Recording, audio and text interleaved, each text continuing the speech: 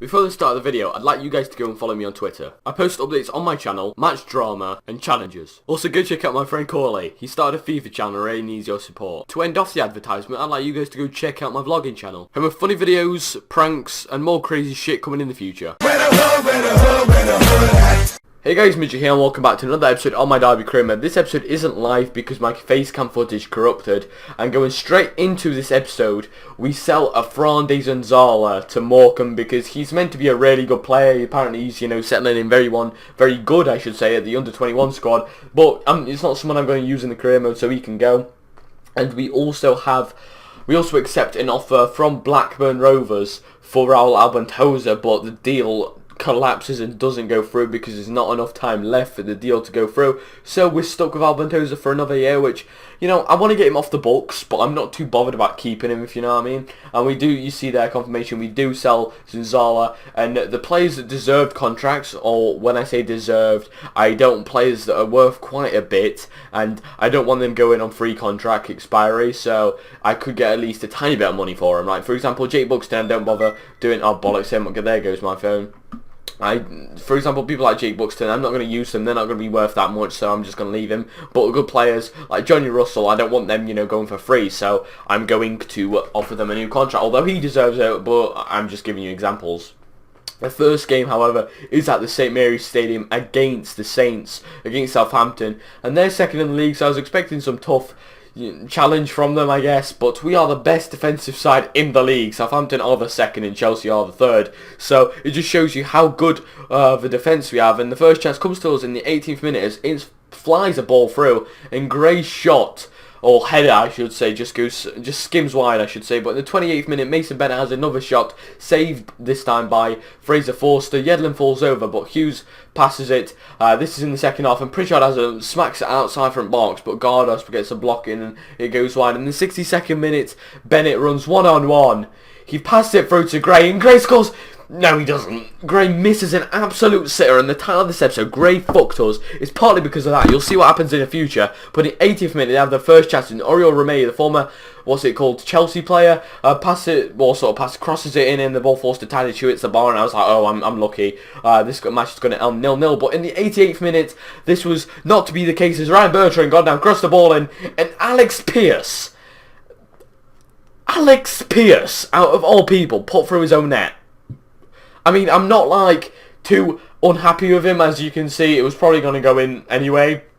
But just the fact that Pearce scored us a goal in the 90th minute just pissed me off. And you can see that I definitely deserve to win this game. But unfortunately, because I'm playing shit and not scoring, partly because of Gray in that game, I lost that game. So we carry on training our young partnership of centre-backs in Rawson and Gomez. They're training very nicely, and we got our first ever scout report, I guess, and we signed one player, and that's Liam Turner, I think it is, and reject all other players. And there was no good Irish people. They were so bad. Okay, McGrath looks pretty good, to be fair, but we go into the Chelsea game underdogs, and I mean underdogs. Chelsea, we lost to Southampton for God's sake, and it's Chelsea we're playing, so I needed to park the bus, and it's this 2 minutes in they had their first chance, so that wasn't boding well, I should say. But in the 7th minute, we ourselves have a chance through Mason Bennett. Out of all people, Mason Bennett fucking managed to carve us a chance out, but Gray stops it, passes it through to Pritchard, and he does the same thing. He just skies it like, why are we not scoring these? We should be scoring them. And almost they capitalised on that through Nathan, but Marshall managed to tip his shot onto the post, which is really good. And also Nathan again in the 30th minute had his shot, but it went sort of over the bar, and Ramirez here tackled Bennett, and I decided to go for the shot of Ince, maybe just, catch Courtois out, but it didn't work, and he's been very, very bad. But in the 76th minute, the first chance of the second half, and, mate, Robertson forwards it to Gray. I'm sorry, I'm speaking dead weird, but Gray outpaces Ivanovic, Gray sweats it to Mason Bennett, and when you need a goal scorer, Mason Bennett is there. Like, how many times you just saw Gray and Pritchard miss absolute sitters, but Mason Bennett scores. He's just that good.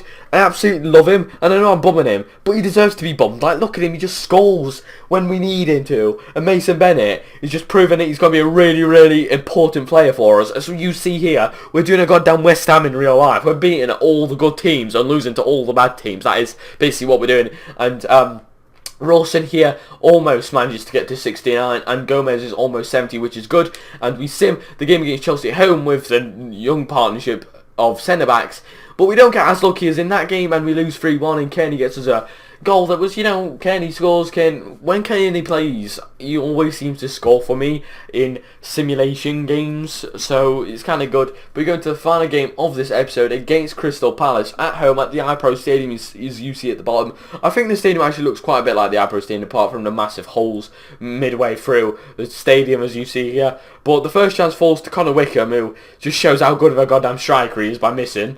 And the second shot comes by Schwegler! Anyway, he just scores. He shoots miles wide, and then 24th minute, ints forwards the ball through to Bennett, who gets his head onto it, but the shot is pretty easily saved by Alex McCarthy. And in the 54th minute, Gray has a shot, saved.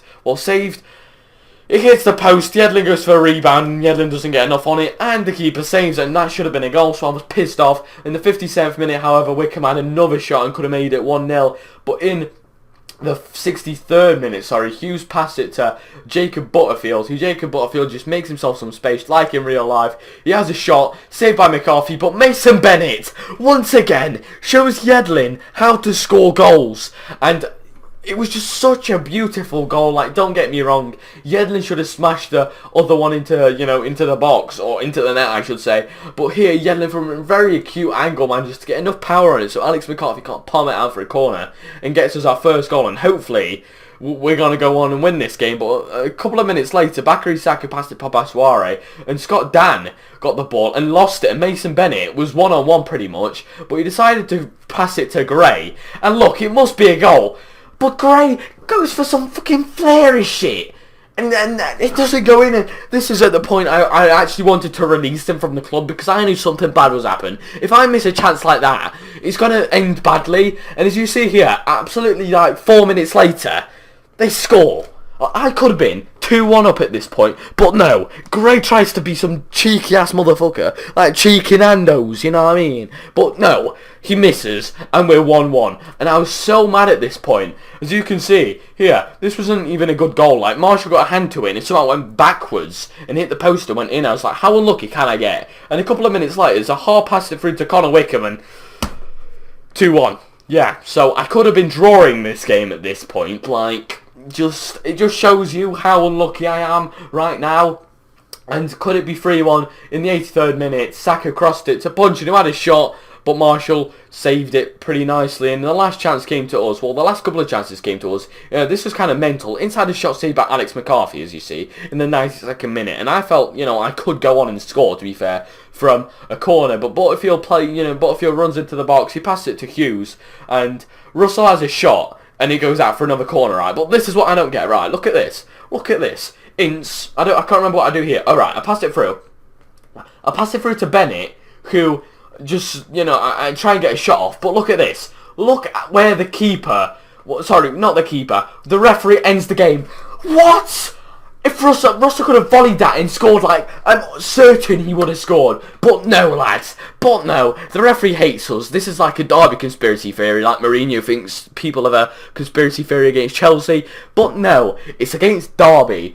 And anyway, just on a to end the episode off on a positive note, Rawson manages to get to the 69 rating and catch up a fair amount to his companion, Joe Gomez. And as you see here, these are all the players that have got 6 months left on their contract in January. So in the near future, I'm going to tell you guys who you want signing. But I end this episode off with a cheeky squad report. So if you guys want to check some player out in detail, make sure you go and pause it. On the player you want seeing. I mean, there's nothing I can talk about. Thank you for the support on the series. I would like to say massive thank you on the series. Hope you enjoy it, and if you do, make sure you give this episode a like. And so this is Midget. I'm going to see you guys in the future, in the next episode, and yeah, so bye. Simple.